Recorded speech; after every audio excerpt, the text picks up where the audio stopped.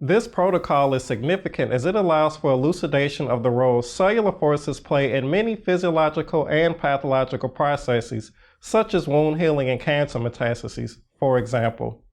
The main advantage of this mechanics-based technique is its ability to simultaneously disrupt cell-cell junctions and measure its impact on cell-generated mechanical forces, mainly tractions and intercellular stresses. Our protocol is applicable to a wide range of pathophysiological processes, such as cancer metastasis, atherosclerosis, and hypertension, for example. Our methods can be integrated to perform both biochemical and biomechanical analysis with organ-on-chip models, bioengineered tissue constructs, in vitro drug delivery systems, and tissue co-culture systems. Our protocol is fairly straightforward to perform. However, we advise those doing this protocol for the first time to have patience and not rush through the steps of this protocol. Our protocol has unique steps that may not be clear to first-time users.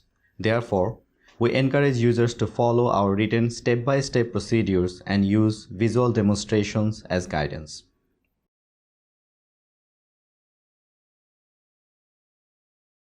To begin, prepare bind silane solution by mixing 200 milliliters of ultrapure water with 80 microliters of acetic acid and 50 microliters of silane methacrylate. Stir the bind silane solution on a stir plate for at least 1 hour. Treat the center well of a petri dish with the bind silane solution for 45 minutes. Remove the bind silane solution and rinse the petri dish with ultrapure water 2 to 3 times.